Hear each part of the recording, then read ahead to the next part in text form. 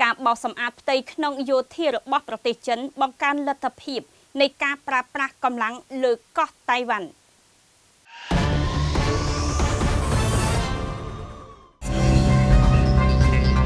ការបោសសម្អាតផ្ទៃក្នុងយោធារបស់ប្រទេសចិនបង្កើនលទ្ធភាពនៃការប្រើប្រាស់កម្លាំងលើកោះតៃវ៉ាន់ការស៊ើបអង្កេតផ្ទៃក្នុងរបស់ប្រទេសចិនលើឧត្តមសេនីយ៍ជាន់ខ្ពស់បំផុតរបស់ខ្លួនគឺលោកចាងយូសៀទំនងជាមិនអាចជំរុញឲ្យធ្វើសកម្មភាពយោធាភ្លាមលើកោះតៃវ៉ាន់នោះទេតែអាចបង្កើនលទ្ធភាពនៃការប្រើប្រាស់កម្លាំងលើកោះនេះក្នុងរយៈពេលប៉ុន្មានឆ្នាំខាងមុខនេះបើយោងតាមលោកចនលីអ្នកសិក្សាស្រាវជ្រាវជាន់ខ្ពស់នៅវិទ្យាស្ថានហុតសានក្រសួងការពារជាតិប្រទេសចិនបានប្រកាសពីការស៊ើបអង្កេតលើលោកចាងដែលជាមេបញ្ជាការរងនិងជាអនុប្រធានជាន់ខ្ពស់នៃកងទ័ពរំដោះប្រជាជនចិនព្រមទាំងសមាជិកជាន់ខ្ពស់មួយរូបទៀតគឺលោកលីវចេនលីប្រធានបុគ្គលិកជំវិញការរំលោភធ្ងន់ធ្ងរលើវិន័យនិងច្បាប់ដែលនេះគឺជាការបោសសម្អាតថ្នាក់ដឹកនាំយោធាជាន់ខ្ពស់ដែលមានមុខមាត់ធំបំផុតរបស់ប្រទេសចិន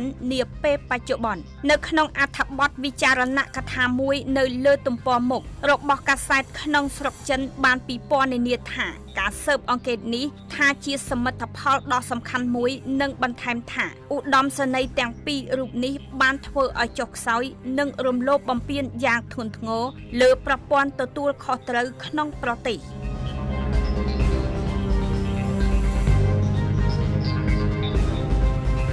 រាយការណ៍ពីនាងខ្ញុំចន្ទ្រា TV5 Online News